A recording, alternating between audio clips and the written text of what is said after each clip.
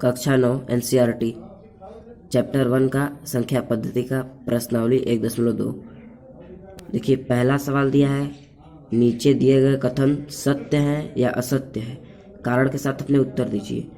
तो इसमें पूछा है कि अगर सत्य है यानी सही है तो उसके लिए भी कारण दीजिए, और अगर गलत है तो उसके लिए भी कारण दीजिए। तो चलिए इसको हल करते हैं। पहला सवाल देखिए, प्रत्येक अपरिमेय संख्या।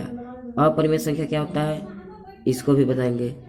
एक प्रत्येक अपरिमेय संख्या एक वास्तविक संख्या होती है। तो अपरिमेय संख्या और वास्तविक संख्या क्या होता है?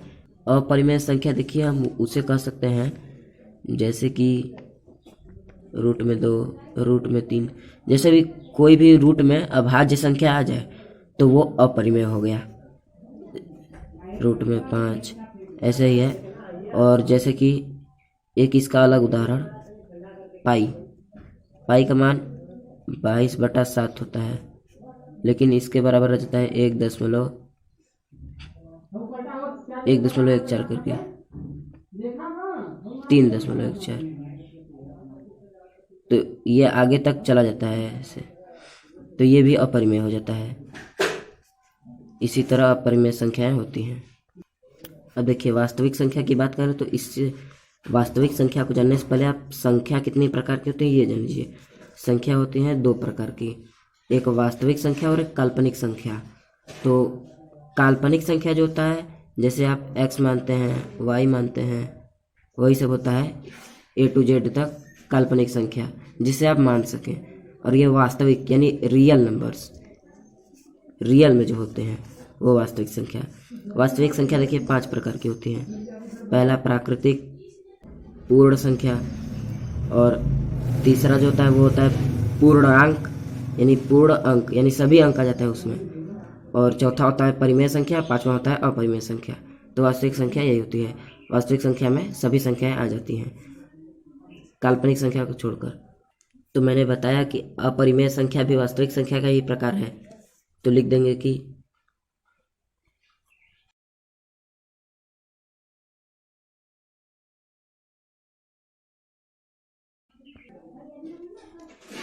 देखिए, तो आप लिख देंगे हाँ, आप अपरिमेय संख्या वास्तविक संख्या ही होती है, क्योंकि यह वास्तविक संख्या का ही भेद है। अपरिमेय संख्या मैंने बताया था कि वास्तविक संख्या का भेद है, तो अपरिमेय संख्या भी वास्तविक संख्या होगा ही। तो पहला जो है कथन वो सत्य है, कारण यहाँ पर मैंने लिख दिया है। अगला सवाल देखिए क्या दिया है, संख्या रेखा का प्रत्येक बिंदु रूट में m के रूप का होता है, जहाँ m एक प्राकृतिक संख्या है। जब ये दिया है कि m एक प्राकृतिक संख्या है और रूट में m के रूप का होता है, क्या संख्या रेखा का प्रत्येक बिंदु यानी दिया है कि हर बिंदु रूट में m का होता है, जहाँ m एक प्राकृतिक संख्या। प्राकृतिक संख्या क्या होती है? जो 1 से लेकर अनंत तक जाती है। तो चलिए देखते हैं इसको। जैसे कि रूट में 2 ले लें तो ये भी 1 और 2 के बीच दशमलव करके कुछ आ जाएगा, संख्या रेखा पर आ ही जाएगा। लेकिन जैसे हम ले लें, हाँ यहाँ पर तो आ गया, तो ये प्राकृतिक संख्या हो गया। लेकिन अगर यहाँ पर हम इसे ऋण में ले लें, यानी रूट में -4 ले लीजिए, तो रूट में कभी -4 नहीं होता, तो इसलिए आप कह देंगे कि असत्य। देखिए असत्य, क्योंकि कोई भी ऋण संख्या प्राकृतिक संख्या का वर्गमूल नहीं हो सकता। अब जैसे ये देखिए ऋण संख्या प्राकृतिक संख्या का वर्गमूल तो नहीं है, इसीलिए कोई भी ऋण संख्या प्राकृतिक संख्या का वर्गमूल नहीं हो सकता। दूसरा असत्य है। तीसरा देखिए, प्रत्येक वास्तविक संख्या एक अपरिमेय संख्या होती है। देखिए पहले में दिया था प्रत्येक अपरिमेय संख्या एक वास्तविक संख्या होती है, अब इसमें क्या दे दिया है, प्रत्येक वास्तविक संख्या एक अपरिमेय संख्या होती है। तो मैंने बताया था कि अपरिमेय संख्या वास्तविक संख्या का भेद है, इसलिए अपरिमेय संख्या वास्तविक संख्या हो जाएगी। लेकिन वास्तविक संख्या तो अपरिमेय संख्या का भेद नहीं है, इसीलिए कोई प्रत्येक वास्तविक संख्या अपरिमेय संख्या नहीं हो सकती।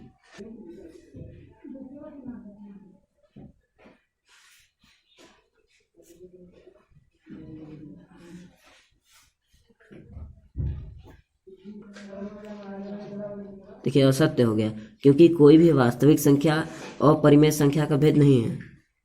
जैसे उदाहरण में ले लीजिए 2, 3, 4, ऐसे ही अनंत तक कई संख्याएं हो सकती हैं। ये सब अपरिमेय संख्या नहीं है, लेकिन वास्तविक संख्या है, इसलिए यह असत्य हो गया। अब दूसरा सवाल क्या दिया है, क्या सभी धनात्मक पूर्णांकों के वर्गमूल अपरिमेय होते हैं? यदि नहीं तो एक ऐसी संख्या के वर्गमूल का उदाहरण दीजिए जो एक परिमेय संख्या है। पूछा क्या है? पूछा है क्या सभी धनात्मक पूर्णांकों के वर्गमूल अपरिमेय होते हैं? तो धनात्मक पूर्णांक में क्या आ जाएगा, 1, 2, 3, 4, ऐसे ही करके कई संख्याएं आ जाएंगी। तो धनात्मक पूर्णांकों के वर्गमूल अपरिमेय होते हैं। तो इसका वर्गमूल कर दीजिए, इसका वर्गमूल कर दीजिए, इसका और इसका भी। तो ये चारों संख्याएं हो गई। अब ये रूट में 1 बराबर 1, तो ये तो अपरिमेय नहीं है, ये अपरिमेय है, ये अपरिमेय है, और इसके बराबर भी 2 हो जाएगा, तो ये अपरिमेय नहीं है। तो यानी ये कथन असत्य है। और इसके लिए उदाहरण देख लीजिए, रूट में 4 बराबर 2 और रूट में 1 बराबर 1। अब अगला प्रश्न दिया है कि दिखाइए कि संख्या रेखा पर रूट में 5 को किस प्रकार निरूपित किया जा सकता है। पहले एक संख्या रेखा खींच लेनी है, ये हो गया। अब इस पर सभी अंकों का निर्धारण कर दीजिए।